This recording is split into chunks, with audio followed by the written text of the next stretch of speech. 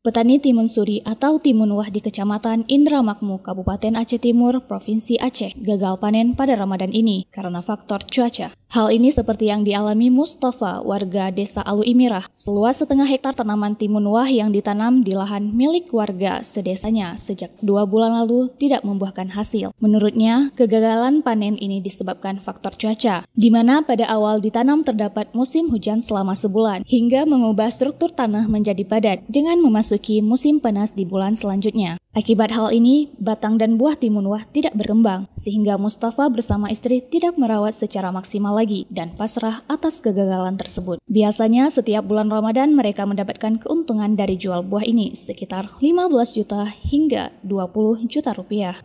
Gagal panen timun ini sempat sama banyak hujan, terus hujan waktu itu tanam habis itu dia kadang nggak tumbuh tuh, tanahnya padat, habis itu ini udah habis hujan, udah kemarau 1 bulan kayak gini, maka kayak gini kita siram pakai mesin lagi ini nggak cocok juga, maka ini udah saya nggak bersih lagi, ini udah males.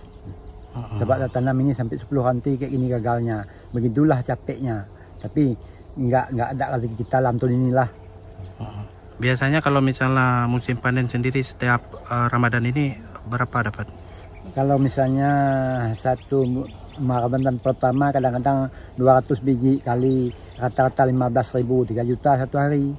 Diketahui, menanam timun wah 2 bulan sebelum Ramadan sudah menjadi tradisi bagi petani di Aceh, termasuk Mustafa bersama istrinya yang mempertahankan tradisi tanam timun wah ini lebih dari 20 tahun. Timun wah yang menjadi menu khas berbuka puasa selama Ramadan dan paling dicari warga. Yang sebelumnya di puasa kemarin itu alhamdulillah berhasil dan panennya memuaskan, karena ini cuaca awalnya musim hujan juga dibaringin dengan musim kemarau, musim panas, sehingga timun suri warga tersebut gagal panen karena kekurangan air, maka pohonnya kering, juga buahnya agak kecil-kecil. Kalau dulunya karena airnya cukup, juga sinar mataharinya ada, buahnya besar-besar, dan untuk Kecamatan Indramakmur itu lebih, dan juga bisa dibawa sampai ke ID hasil panen timun surinya.